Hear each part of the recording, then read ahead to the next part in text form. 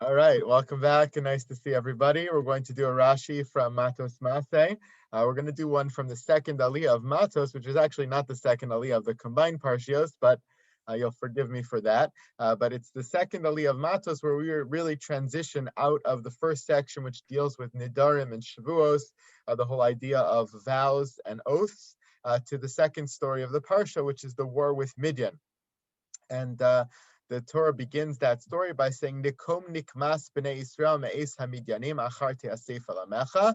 Hashem commands Moshe that they are supposed to avenge the actions of the Midyanim against Israel and engage in this war with them. This is following along on the foothills of Parshas Pinchas, the end of Parshas Balak, which is, of course, the incident of Baal Peor.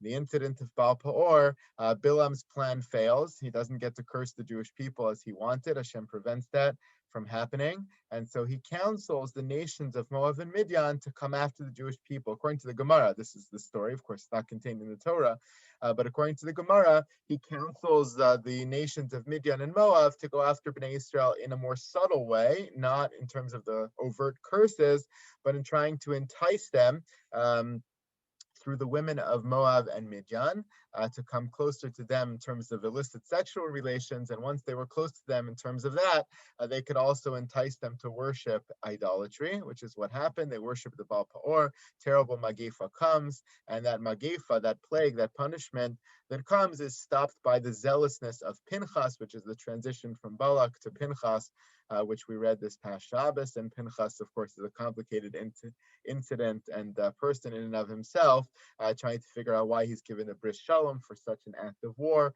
A lot to discuss there as well. But that's how we get to this point in our parsha, coming full circle back to that incident. Hashem commands Moshe for Jewish people to go back and avenge the actions of the Midianites by waging war against them. Now, the question that Rashi asks here is a very important one.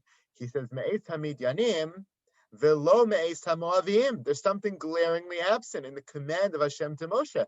They're supposed to wage this vengeful war against Midian, but somehow not against Moab, even though both were complicit in the act. If you look a little bit further back, at the incident itself, it says, Vayeshev Yisrael b'Shittim, Vayachal Ham liznos b'nos Moab. This is the end of Parshas Balak.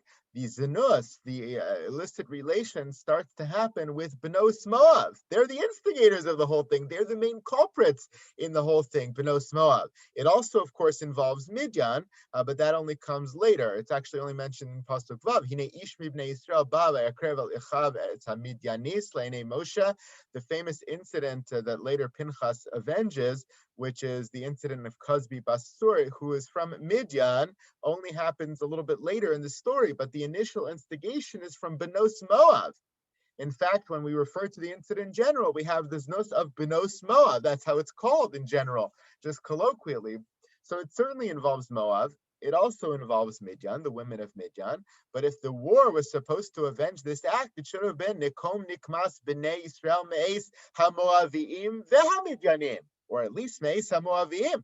And here the main culprit is absent. The Moavim are absent, and the Midyanim are the ones who are being avenged. So Rashi explains it as follows. Shehamoavim nichnasu ladavar machmas yira, shehayu yireim mehem, shehayu Yisrael sholalim osam, shelo nemar ela al tiskar bam milchama, ava midyanim nisabru ariv lo lahem. If you look at the way the original incident transpires, the original alliance between Moab and Midian happens to come out against the Jewish people with Bilam. And when that didn't work, to come out with all these illicit relations and Baal Peor and all of what comes, the whole plan gets hatched, truthfully, by these two parties for different kinds of reasons. The Moavim came into this because of their fear that the Jewish people were going to come through their land, that they were going to steal from them. But the Midyanim only come into this because they like to attach themselves to the war of Moab. If you look back at the beginning of Parshas Balak, right? It's Balak Melech Moab who instigates the whole plan. Vayagar Moab mipnei ha'am me'od ki ravhu. Moab was very afraid of the Jewish people crossing through their land to get to the land of Israel, because the Torah said they couldn't wage war against Moab, but it didn't say that they couldn't steal from them, they couldn't take from them. And so they were afraid of the ramifications of the Jewish people crossing through their land. Vayakatz Moab v'pnei bnei Israel. Moab is the one who's afraid. They have a legitimate taina, they have a legitimate fear. And then Vayomer Moab el ziknei Midian, the Moabites go to the Midianites and they say to them, oh, there's these people coming, we should be afraid, we should hire someone, let's get Balak.